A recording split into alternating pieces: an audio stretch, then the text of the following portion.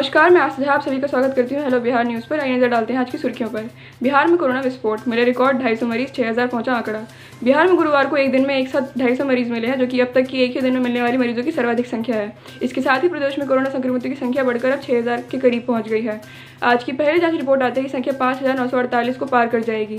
Corona से अब तक 35 मरीजों की मौत हो गई है। वहीं बिहार में अब कोरोना की जांच में तेजी आई है और ज़्यादा सैंपल्स की जांच की जा रही है। गुरुवार को सिवान में सबसे अधिक 61 संक्रमित मरीज की पहचान की गई। वहीं सहरसा में 3, खगड़िया में 7, बेगूसराय में 5, किशनगंज में 1, पटना में 3, रोहतास में 1, औरंगाबाद में 17, सिवान में 38, नालंदा में 2, गोपालगंज में 7, दरभंगा में 5, भागलपुर में 6, सारण में 3, गया में 2, मुंगेर में 36, नवादा में 4 और लखीसराय में 1 संक्रमित की पहचान की गई। इससे पहले बिहार के 26 जिलों में 109 नए संक्रमित मरीजों की पहचान की गई। वहीं राज्य में अब तक 3086 मरीज स्वस्थ हो चुके हैं, जबकि राज्य में भी कोरोना के अभी 2686 एक्टिव मरीज हैं।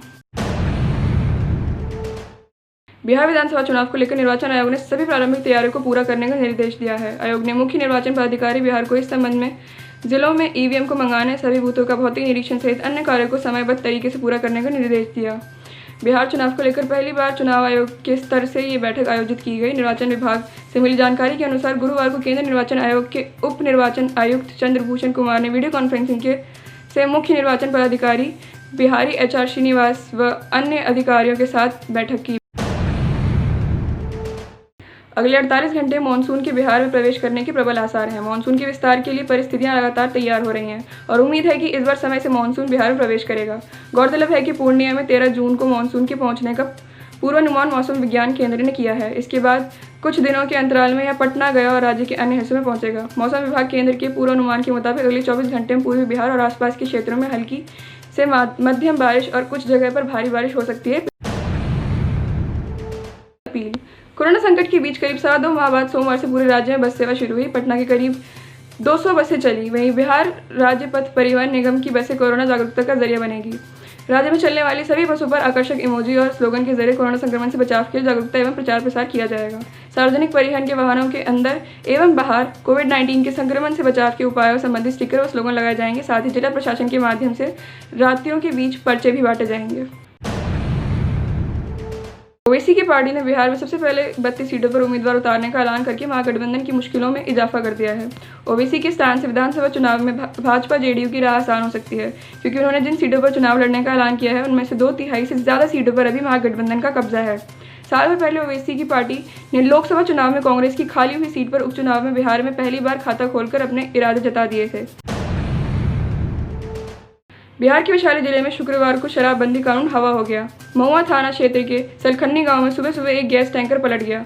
टैंकर के अंदर कार्टन में शराब की बोतलें रखी गई थी। सूचना पर बड़ी संख्या में पहुंचे माफियाओं द्वारा शराब के कई कार्टन गायब कर दिए गए। जानकारी मिलने पर महुआ थाने की पुलिस मामले की पड़ताल के लिए पहुंच गई। एक अनुमान के मुताबिक टैंकर में करीब 50 लाख रुपए की शराब भरकर लाई जा रही थी। शराब को कहाँ पहुँचाना था और कहाँ से लाई गई थी, इसकी जानकारी नहीं हो पाई है। लंबे समय के बाद गांधी मैदान में शुक्रवार से लोग टहलने लगे। इसे सुबह और शाम आम लोगों के लिए खोल दिया गया। गांधी मैदान सुबह 5 बजे से 10 बजे तक तथा शाम को 4 बजे से 7 बजे तक खुलेगा। इसमें प्रवेश करने से पहले लोगों की थर्मल स्क्रीनिंग की जाएगी। इस सिलसिले में गुरुवार को प्रमंडलीय आयुक्त संजय कुमार अग्रवाल, DM कुमार रवि तथा SSP उपेंद्र शर्मा ने गांधी मैदान की व्यवस्था का जायजा किया। स्वास्थ्य मंत्री मंगल पांडे ने तेजस्वी यादव की बेरोजगारी यात्रा पर तंज कसा है। कहा है कि जब राजद की सरकार ही नहीं बनेगी तो वह डोमिसाइल कैसे लागू करेंगे। सच्चाई यह है कि वह बेरोजगारी हटाए नहीं बल्कि अपना और अपनी पार्टी का वजूद बचाने निकले हैं। बिहार में उनको और उनके कुनोबा के अलावा कोई बेरोजगार नहीं है। मंगल पांडे ने कहा कि NDA सरकार युवाओं, महिलाओं, अल्पसंख्यकों और वंचित वर्ग के लोगों को न सिर्फ मुख्य धारा से जोड़ रही है बल्कि किसी न किसी माध्यम से उन्हें लाभान्वित भी कर रही है। मुंगेर विश्वविद्यालय के कुलपति प्रोफेसर रंजीत कुमार वर्मा की अध्यक्षता में गुरुवार को MU परीक्षा बोर्ड की बैठक हुई, जिसमें कोरोना संक्रमण के कारण सरकार द्वारा लगाए गए लॉकडाउन से पूर्व में प्रभावित हुए MU के स्नातक पार्ट 1 व 2 की परीक्षा पर विचार किया गया। वहीं बैठक के दौरान परीक्षा की तैयारी को लेकर भी चर्चा किया गया। कुलपति ने बताया कि पूर्व में लॉकडाउन के कारण विश्वविद्यालय द्वारा दोनों सत्रों की परीक्षा तिथि को 2 बार कैंसिल कर दिया गया था, जिससे विश्वविद्यालय का सत्र अनियमित हो गया है। वहीं विश्वविद्यालय प्रशासन अपने सभी सत्रों को नियमित करने के लिए पूरी तरह गंभीर है, जिसके लिए बैठक में दोनों सत्रों की परीक्षा की तिथि पुनः। लॉकडाउन में ऑनलाइन कक्षा की पढ़ाई बच्चों को समझ में नहीं आ रही। इससे बच्चों में चिड़चिड़ापन और स्वभाव में उग्रता आ गई है। छोटी छोटी बातों पर माता पिता के साथ बदतमीजी करने लगे हैं। बात बात पर घर का सामान उठाकर फेंकने लगे हैं। बच्चों के बदलते स्वभाव के कारण अभिभावक परेशान हैं। अब अभिभावक ऐसे बच्चों को लेकर मनोवैज्ञानिक के पास पहुंचने लगे हैं। सीबीएसई के टेली काउंसलिंग में भी आए दिन ऐसे केस सामने आ रहे हैं। पटना, मुजफ्फरपुर, भागलपुर, पूर्णिया, गया सहित ज़्यादातर जिलों में अभिभावक ऐसी शिकायत कर रहे हैं। बिहार के Pramod Kumar CBSE tele counselling के काउंसलर हैं। उनका कहना है कि लॉकडाउन ने बच्चों को अकेला कर दिया है। सुधार गृह कांड में ब्रजेश ठाकुर को रिमांड करेगी मुजफ्फरपुर पुलिस। बहुचर्चित मुजफ्फरपुर बालिका गृह कांड में दिल्ली की तिहाड़ जेल में ताउम्र कैद की सजा काट रहे ब्रजेश ठाकुर को मुजफ्फरपुर पुलिस सुधार गृह कांड में रिमांड करेगी। केस की आयु इंस्पेक्टर नीरू कुमारी जल्द इसके लिए विशेष एसटी कोर्ट में अर्जी देंगी।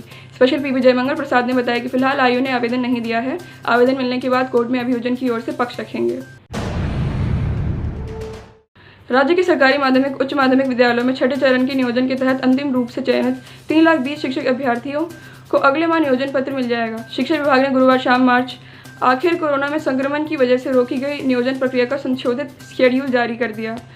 20 जून को मेधा सूची का अंतिम प्रकाशन होगा। 14 जुलाई को नगर निकायों व 15 जुलाई को जिला परिषद में नियोजन पत्र बांटे जाएंगे। यह नियुक्ति शिक्षा विभाग के लिए राज्य की सभी पंचायतों में 9वीं कक्षा की पढ़ाई आरंभ करने को लेकर ज़्यादा जरूरी है। राजा सुप्रीमो लालू यादव ने गुरुवार को रांची के रिम्स अस्पताल में अपना 73वां जन्मदिन मनाया। पिता के जन्मदिन के लिए तेजस्वी यादव भी रिम्स पहुंचे थे और तेजस्वी के साथ ही लालू ने जन्मदिन का केक काटा। इस मौके पर लालू की बेटियों ने वीडियो कॉल किया और लालू ने एक कर सबसे बात भी की। लालू की केक काटती तस्वीरें और वीडियोज जारी हैं। वीडियोज में दिख रहे लालू बहुत खुश नजर आ रहे थे और साथ ही स्वस्थ भी दिख रहे थे। जन्मदिन के बाद लालू ने बिहार की जनता के नाम पर एक चिट्ठी लिखी है, जिसमें लालू प्रसाद ने जन्मदिन पर मिले स्नेह और प्यार पर धन्यवाद दिया है और लिखा है कि स्वास्थ्य साथ नहीं दे रहा, लेकिन हौसला आज भी बुलंद है। मुख्यमंत्री नीतीश कुमार ने जेडीयू के राष्ट्रीय अध्यक्ष के रूप में गुरुवार को अपनी वर्चुअल संवाद श्रृंखला के 5वें दिन जेडीयू के नालंदा, पटना, भोजपुर, बक्सर, कैमूर और रोहतास के बूथ स्तरीय पदाधिकारियों से बात की। इस क्रम में आपदा की चर्चा करते हुए लालू राबड़ी के 15 वर्षों के शासन पर उन्होंने निशाना साधते हुए कहा कि याद नहीं कि पति पत्नी की सरकार ने आपदा पीड़ितों के लिए कभी कुछ किया। वहीं हमें जब काम करने का मौका मिला तो हमने आपदा प्रबंधन के लिए जनता के लिए बहुत कुछ किया। बेनीपट्टी थाना क्षेत्र के लौरिका गांव के निकट अपराधियों ने मधवापुर प्रखंड कांग्रेस अध्यक्ष शिवचंद्र झा के पुत्र सुशांत कुमार झा उर्फ बिट्टू झा की गोली मारकर हत्या कर दी। बाबा चौक के समीप गुरुवार रात करीब 9 बजे घटना को अंजाम दिया गया। सुशांत को सीने में नजदीक से 2 गोलियां मारी गई हैं। घटना के बाद इलाके में सनसनी फैल गई है। घटना की सूचना मिलते ही पुलिस निरीक्षक व थाना अध्यक्ष महेंद्र कुमार सिंह दल बल के साथ घटनास्थल पर पहुंचकर घटना की जांच शुरू कर दी है। आसपास के क्षेत्र में वाहनों की जांच शुरू कर दी गई है। कहा जा रहा है कि पहले सुशांत के साथ मारपीट की गई, फिर उसे गोली मार दी गई।